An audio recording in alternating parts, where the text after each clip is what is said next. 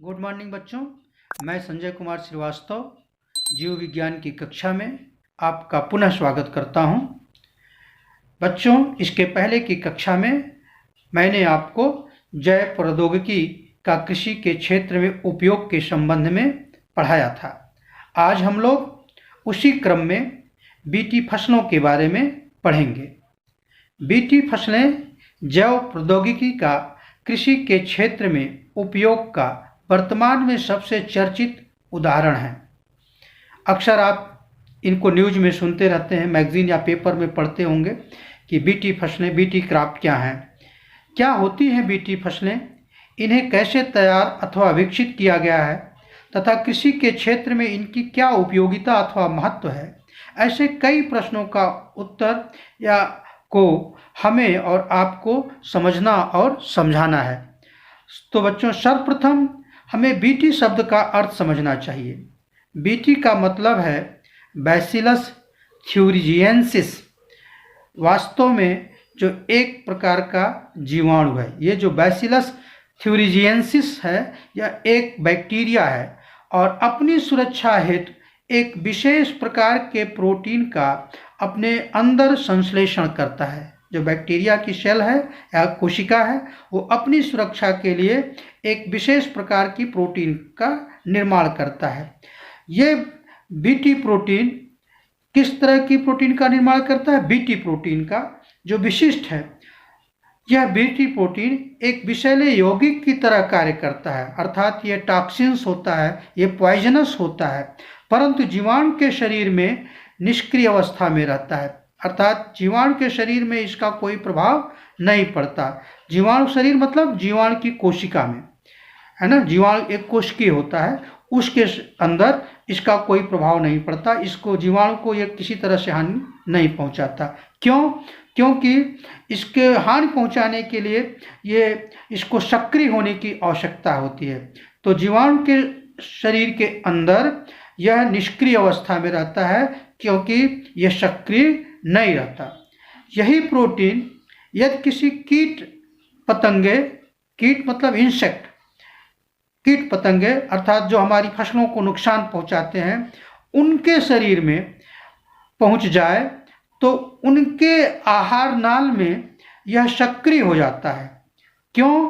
क्योंकि उनके आहार नाल में जो पीएच मान है वो क्षारीय होता है, जो बीटी विष के सक्रिय होने के लिए आवश्यक है। यह जो निष्क्रिय बीटी विष है, जो जीवाणु के शरीर में निष्क्रिय है, लेकिन यदि यह किसी तरह से कीट पतंगों के, जो हानिकारक कीट हैं, उनके शरीर के अंदर पहुंच जाए तो उनके आहार नाल में क्षारकता के कारण अर्थात क्षारीय माध्यम होने के कारण यह निष्क्रिय प्रोटीन सक्रिय हो जाता है। अर्थात बीटी प्रोटीन के सक्रिय होने के लिए माध्यम का क्षारीय होना आवश्यक है।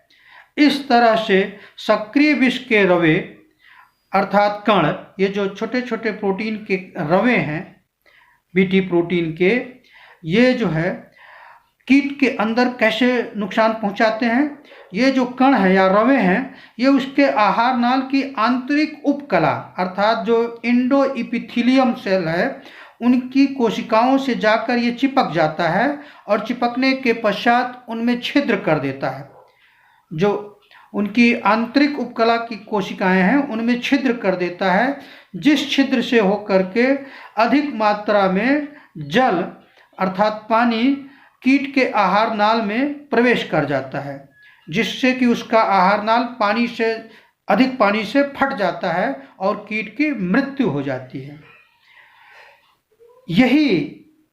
इसी जो है कह सकते हो, इसी का उपयोग, यही जो कारण है कीट की मृत्यु का उपयोग हमारे वैज्ञानिकों ने, हमारे कृषि वैज्ञानिकों ने, हमारे जैव प्रौद्योगिकी के वैज्ञानिकों ने, बायोटेक्नोलॉजिस्ट ने इसी का उपयोग किया है कि जो हमारे हानिकारक कीट हैं, अगर इनको जो है किसी तरह से इस प्रोटीन को पहुंचा दिया जाए उनके शरीर में, तो उनकी मृत्यु हो जाएगी और वो हमारी फसलों को नुकसान नहीं पहुंचा पाएंगे।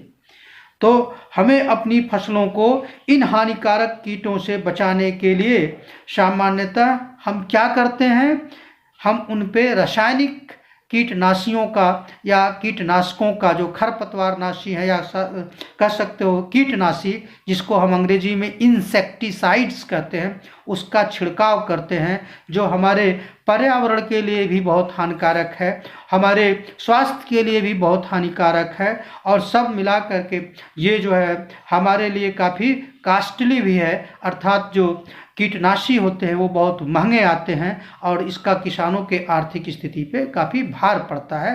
अतः यदि हमारे वैज्ञानिक इस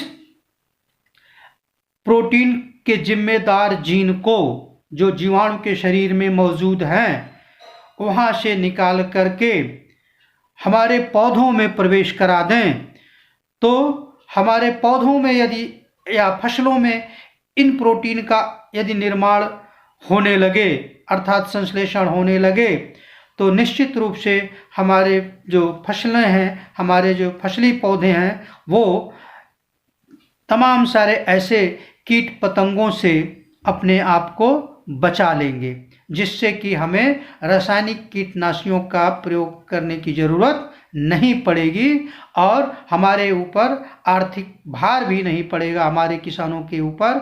और सबसे बड़ी बात, हमारे पर्यावरण में जो कोई प्रदूषण नहीं होगा, हमारा पर्यावरण भी स्वस्थ रहेगा। तो आगे देखिए, बीटी प्रोटीन के संश्लेषण हेतु, जो बीटी प्रोटीन है उसके संश्लेषण हेतु जीवाणु के जीनोम में, अर्थात जीवाणु के डीएनए में, जो जीवाणु है, कौन सा जीवाणु है, बैसिलस थ्यूरिजिएंसिस, इसको बहुत बढ़िया से आप जो है कह सकते हैं, इसको प्रोनाउंशिएट करिए या उच्चारित करिए, इसका उच्चारण बैसिलस थ्यूरिजिएंसिस कहेंगे इसको।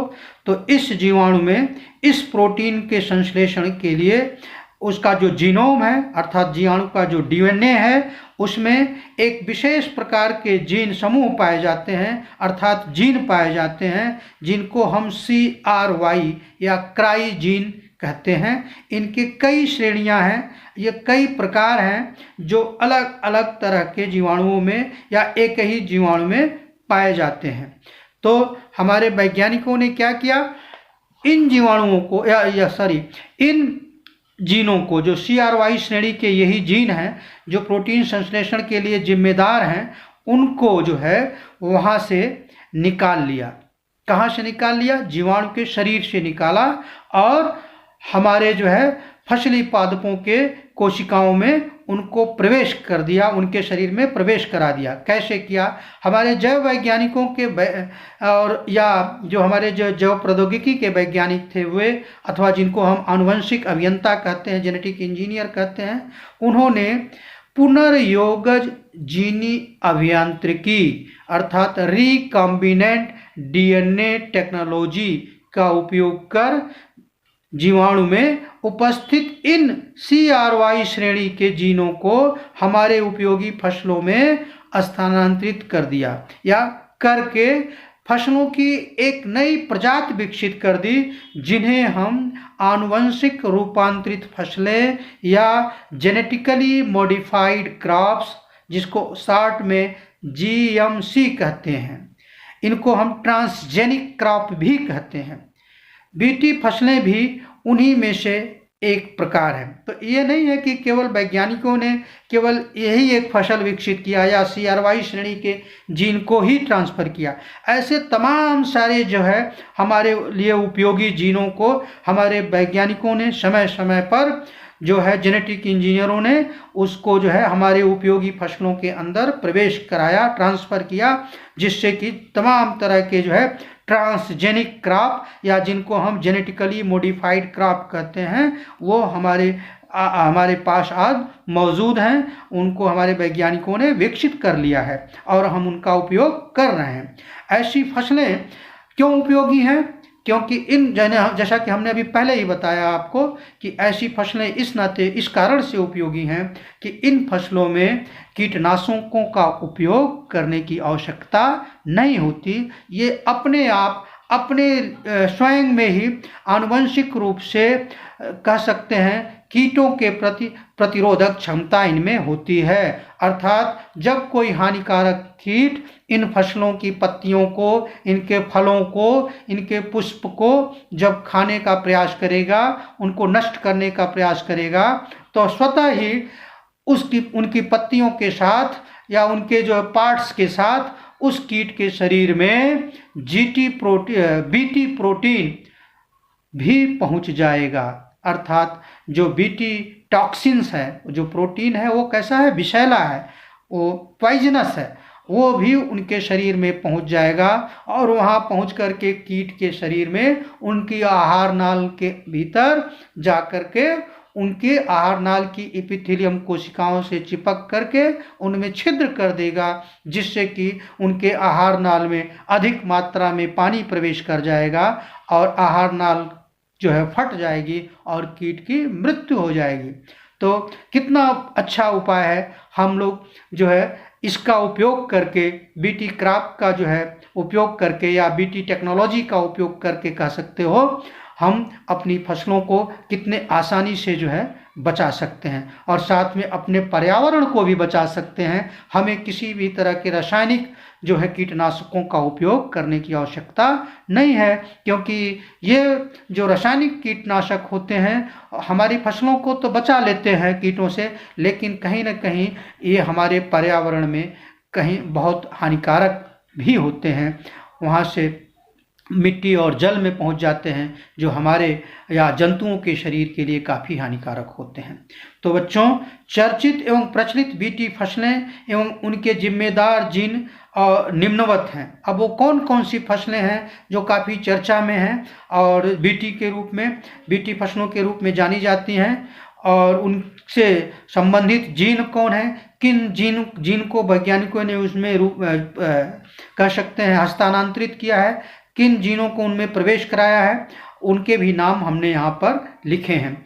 तो उनमें जैसे बीटी कपास, बीटी कॉटन जिसे कहते हैं, बीटी मेज या बीटी मक्का, बीटी पोटैटो जिसको हम बीटी आलू भी कहते हैं, बीटी ब्रिंजल या बीटी बैगन, इसी तरह से बीटी कह सकते हो टोमेटो, बीटी टमाटर भी है, बीटी टोबैको भी है अर्थात बीटी तंबाकू है। ऐसे कई फसलें हमारे वैज्ञानिकों ने विकसित किया है और जो हमारे लिए लाभदायक हैं, और अब काफ़ी बड़े क्षेत्रों में, कई देशों में इनका जो है हमारे किसान खेती में इनका उपयोग कर रहे हैं। ऐसी फसलों को उगा रहे हैं जिन पर जो है कीटों का नुकसान जो है बहुत कम होता है या ना के बराबर होता है। यदि कोई कीट उन फसलों पर हमला भी करता है तो या उनको खाने का प्रयास भी करता है तो उनकी मृत्यु स्वयं इस प्रकार से हो जाती है।